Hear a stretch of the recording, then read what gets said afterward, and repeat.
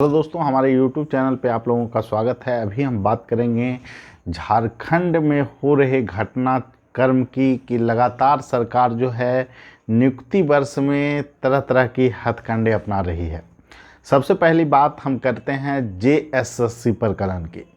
JSSC के संदर्भ में जो आपको आज जो मामला था कि कम से कम जो है कि स्नातक स्तर की वैकेंसी निकलने के लिए जो है प्रपोजल जो है आयोग के मतलब विभिन्न डिपार्टमेंट की तरफ से मिल जाएगा, उस पर पूरी तरह से पानी फिर चुका है और जो आपको नियमावली थी वो पूरी तरह से जो है बनकर तैयार ही नहीं हुई है।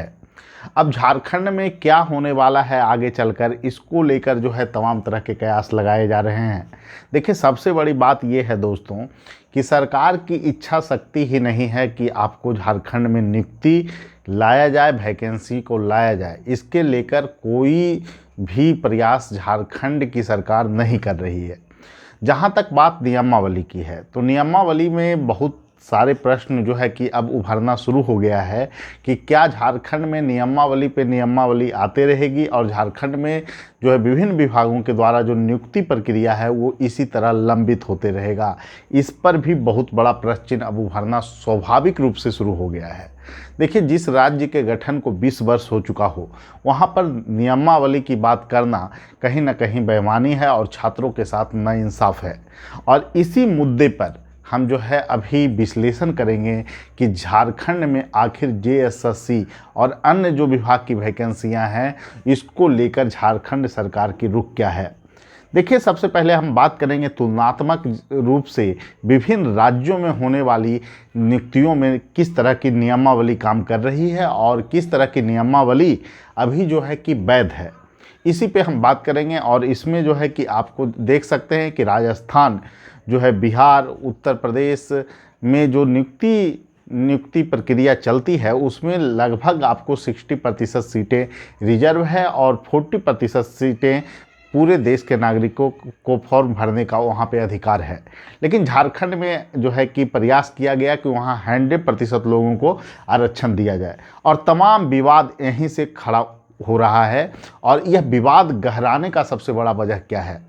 देखिए दोस्तों, झारखंड में जो है कि 40% वैकेंसी पर अगर आपको 60% वैकेंसी पर अगर झारखंड सरकार नियुक्ति के लिए नियमावली बनाती तो ये विवाद उतना ज़्यादा नहीं गहराता, क्योंकि वो 40% सीटें ओपन रहती और स्थानीय लेवल पर भी विवाद इतना अधिक नहीं बढ़ता।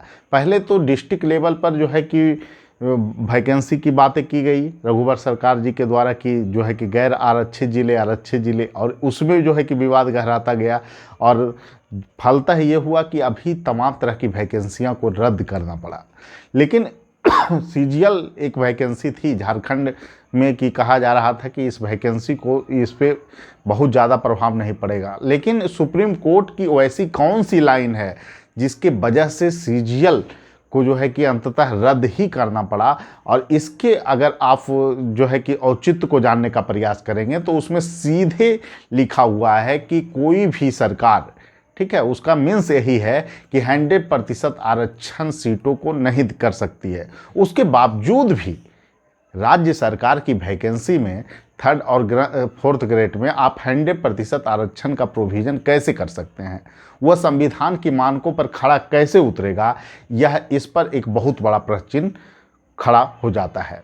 इससे पहले यही प्रयास आपको MP जो है कि MP टेट के संदर्भ में किया गया था और वहाँ पर शिक्षकों की बहाली में अन्य राज्यों के लिए उम्र सीमा जो है जनरल का बढ़ा दिया गया था, जिसको भी आपको कोर्ट ने, वहाँ का कोर्ट इसे अवैधानिक करार दिया था कि जनरल मतलब कॉमन है और कॉमन में जितने भी सामान्य लोग हैं भारतीय, उनको एक तरह का ही आप जो है कि प्रपोजल उनके लिए रख सकते हैं।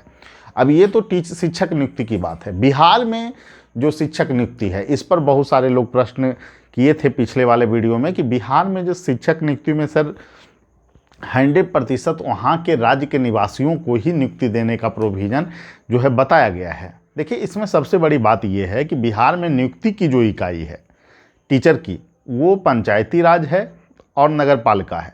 तो ऐसे में स्थानीय निकाय के द्वारा अगर बहाली होगा तो वहाँ पर 100% आरक्षण मान्य हो सकता है, ऐसा प्रोविज़न में कहा गया है। लेकिन राज्य सरकार की वैकेंसी, जहां प्रत्यक्ष रूप से राज्य सरकार की वैकेंसी हो, वहां पर 100% आरक्षण किसी भी कीमत पर मान्य नहीं है। अब यहाँ हाँ, आप भाषा की बाध्यता कर सकते हो कि ये भाषा आपके लिए जो है कि हो सकता है कि इस भाषा में आप योग्य हैं, तो उस राज्य की वैकेंसी। लेकिन झारखंड में तो ऐसी कोई खास भाषा है भी नहीं कि जिसके नाम पर आप जो है कि अन्य राज्य के लोगों को रोक सकते हैं, या फिर अगर रोकना चाहें तो फिर क्षेत्रीय भाषा को ही आप प्राथमिकता में दे दें। लेकिन वहाँ पर फिर झारखंड के लोग में ही विवाद खड़ा होना शुरू हो जाएगा। तो इस तरह का जहाँ मामला है, और इतना आसान नहीं है नियुक्ति नियमावली जो है कि तैयार करना, और इतना पेचीदा जो है कि यह जो है कि रहस्य होते जा रहा है कि यहाँ के छात्र, झारखंड के छात्र भी इसको लेकर काफ़ी परेशान हैं। देखिए, सबसे बड़ा और आसान तरीका यही है कि आप जब शिक्षक नियुक्ति के वेतनमान में जो है कि आप बिहार के फॉर्मूला का यूज कर रहे हैं, तो आप नियुक्ति नियमावली में बिहार के फॉर्मूला का यूज क्यों नहीं कर रहे हैं? सबसे बड़ी बात यह है कि 60% जब आरक्षण आप झारखंड में देंगे, तो वैसे भी आपको 60% जो है कि आपको झारखंड के लोग ही आएंगे। SC ST EBC, और उसके बाद इकोनॉमिक्स वीकर्स 10%। उसके बाद जब 40% सीटें ओपन रहेगी, और वहाँ पर भी जो है कि आपको झारखंड की भाषा जैसी बाध्यता आप वहाँ पर करार दे रहे हैं, तो ऐसे में दूसरे राज्य के लोगों का आने का प्रतिशत, जो सिलेबस है आपके राज्य के अनुरूप है, झारखंड के अनुरूप है, तो वहाँ पर ऐसे भी दूसरे राज्य के लोगों के आने के चांस जो है काफ़ी कम हो जाएंगे। और ऐसे में अगर 15 से 20% बाहरी लोग आ भी जाते हैं दूसरे राज्य को, और वैकेंसी नियमावली जो है कि आपको कंटिन्यू चलेगी, तो इससे झारखंड के युवाओं को रोजगार मिलेगा। और इसी बात को मैंने रखने का प्रयास किया था। इस पर कुछ लोगों ने आपत्ति की भी जताया कि सर, ये झारखंड में 100% होना चाहिए आरक्षण। देखिए, सबसे बड़ी बात यह है कि अगर इतना ही आसान मामला था, तो इसे अब तक सरकार जो है कि नियुक्ति नियमावली को मंजूरी दे चुकी होती। और पहले भी समय समय पर झारखंड में नियुक्ति नियमावली को मंजूरी दिया गया है, जो कि कोर्ट के द्वारा अवैधानिक करार दिया गया है। तो ऐसे में इस तरह के प्रयास जो सरकार के द्वारा हो रहे हैं, और ख़ास करके ये प्रयास मैं कहना नहीं चाहूँगा, ये इस प्रकार की साजिश विभिन्न सरकारों ने की है, चाहे वो कांग्रेस सरकार हो या बीजेपी सरकार हो, और अभी वर्तमान की हेमंत सरकार हो। यह छात्रों के लिए काफ़ी जो है कि कहीं ना कहीं मनोबल तोड़ने वाला है, और नियुक्ति प्रक्रिया को जानबूझकर ये लोग विलंब में जो है डालना चाहते हैं, और जिसका ही परिणाम है कि आज फिर से नियुक्ति नियमावली जो है लटकती हुई नजर आई। और उसके बाद अभी भी झारखंड के छात्र मायूस हैं, और इसका निराकरण क्या हो सकता है, इस संदर्भ में जो है कि आप वस्तु स्थिति समझ ही रहे हैं। या तो यूपी, बिहार, राजस्थान, या फिर आपको मध्य प्रदेश का जो मॉडल है, इसी को अपनाकर जो है कि झारखंड में वैकेंसी को आगे बढ़ाना चाहिए, और इसमें किसी भी प्रकार का कोई विवाद भी नज़र नहीं आता है। तो इस संदर्भ में मेरी राय यही होगी कि झारखंड में छात्रों को जो है कि रोजगार मुहैया कराना झारखंड सरकार का बेहतर प्रयास होना चाहिए इस दिशा में, और नियुक्ति नियमावली में जो है इन राज्यों के ही प्रोसेस को अपनाना चाहिए, जिससे कि किसी भी प्रकार का विशेष रूप से बाधा ना हो।